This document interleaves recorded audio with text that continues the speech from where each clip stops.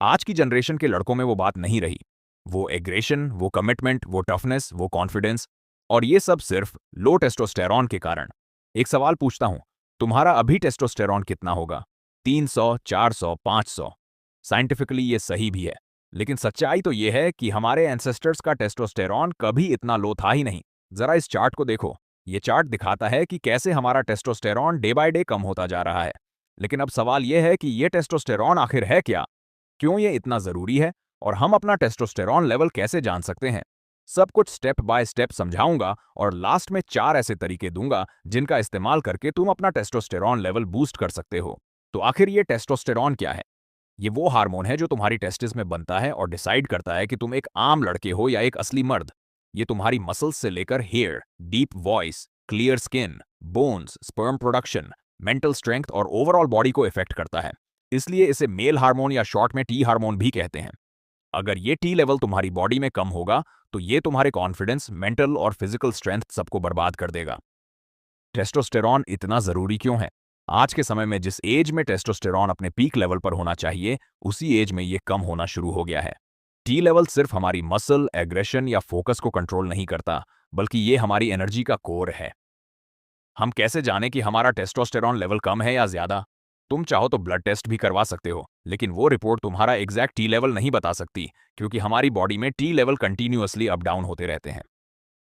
अगर तुम घर पर ही अपना टी लेवल जानना चाहते हो तो ये रहे कुछ क्लियर साइंस। मॉर्निंग वुड सबसे आसान और भरोसेमंद तरीका का है ये जानने का कि तुम्हारा टी लेवल लो है या हाई। अगर तुम्हें मॉर्निंग वुड नहीं होता है या इरेक्शन विक होता है, तो ये क्लियर साइन है कि तुम्हारा टी लेवल लो है। हमारे प्राइवेट पार्ट के around thousands is of veins होती है। जब उन वेन्स में ब्लड फ्लो इंक्रीज होता है तो इरेक्शन होता है। मॉर्निंग के टाइम टेस्टोस्टेरोन अपनी पीक पे होता है, इसलिए हमें स्ट्रैंग इरेक्शन फील होता है।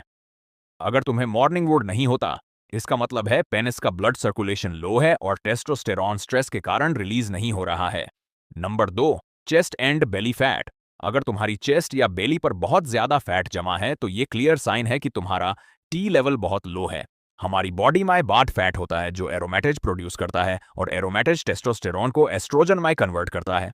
और एस्ट्रोजन एक फीमेल हार्मोन है। जैसे ही ये हार्मोन तुम्हारी बॉडी में बढ़ता है, वैसे ही तुम्हारी चेस्ट और बेली पर फैट स्टोर होने लगता है।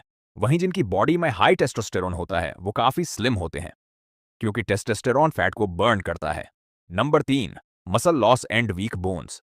अगर तुम्हें काफी मसल लॉस हो रहा है या तुम्हें अपनी बोन्स वीक फील हो रही है, थोड़ा सा काम करते ही सांस फूल रही है, तो ये साइन है लो टी लेवल्स का।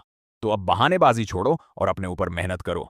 अगर तुम अपना टी लेवल बढ़ाना चाहते हो तो मेरी इन टिप्स को सीरियसली फॉलो करो। मैं गारंटी के साथ कह सकता हूं कि इसे डेली कंसिस्टेंसी के साथ फॉलो करने से 30 दिन में तुम्हें रिजल्ट दिखने लगेंगे। मेरी ये टिप्स तुम्हारे टी लेवल के साथ मसल और स्टेमिना बूस्ट करने में भी हेल्प करेंगे। First is strength and height workout.